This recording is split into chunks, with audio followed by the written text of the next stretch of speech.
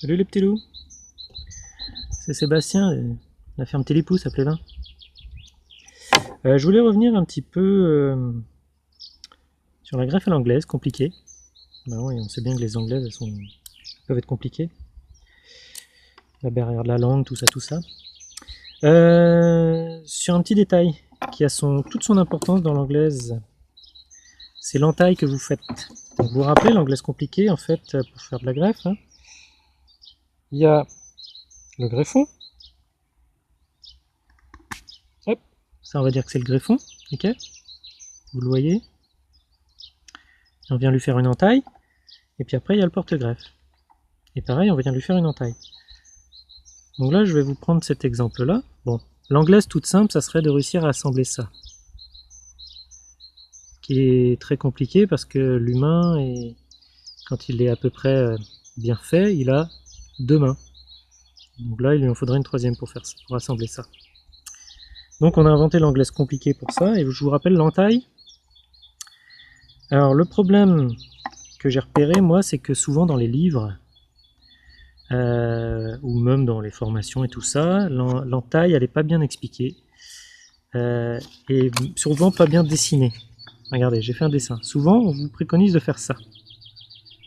Une entaille à 2 tiers du haut, à 1 tiers du haut, ok? Et c'est ce que je vous ai montré dans la précédente vidéo. Vous voyez là comment elle est droite?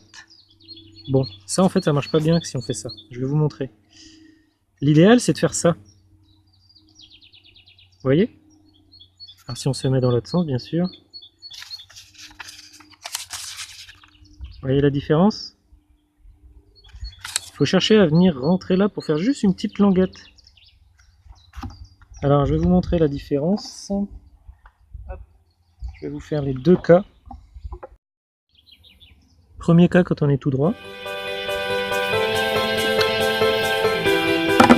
Voilà, je vous montre. Là, les deux là sont parfaitement symétriques puisque c'est la même branche avec une seule coupe que j'ai faite. Donc au niveau ajustement, ils sont parfaits. Donc là, on va essayer de les assembler avec une version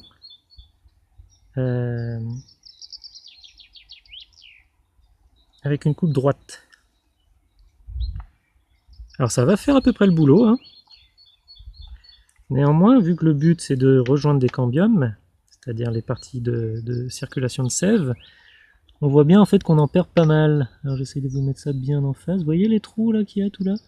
Bon, il y a quand même des contacts, hein, ça va normalement marcher, mais on peut mieux faire. Bon, maintenant je vais faire l'autre.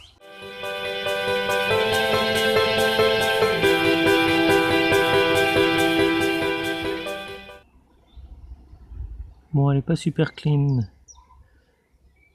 Mais l'idée, est-ce que vous voyez bien? Attendez, hop. Putain, je sais même pas si ça va être mieux.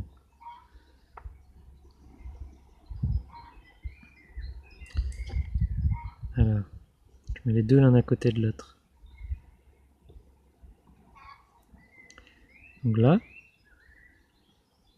celle un peu plus verticale, enfin un peu plus droite, et celle-là avec la petite languette.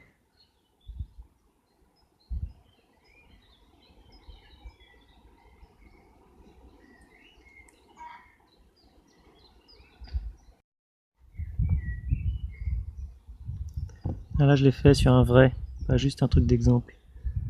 Vous le voyez là? Alors là, à mon avis, moins bien, encore que. Voilà. Vous voyez l'assemblage là, il est solide. Il me permet de mettre mon scotch tout en tenant bien le greffon et bien comme il faut. Donc quand je vais mettre le scotch, ça va plaquer encore plus, donc forcément ça va être encore mieux.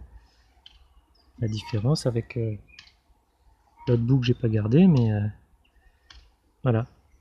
Donc essayez de faire une languette plutôt qu'à la verticale. C'est pas facile parce qu'il faut du coup rentrer dans le bois en travers sur la fente. Donc c'est pas facile. Mais voilà, c'est plutôt comme ça qu'il faut le faire. Kianavo à Véchal, à la prochaine, à samedi pour ceux qui viennent. Salut, salut.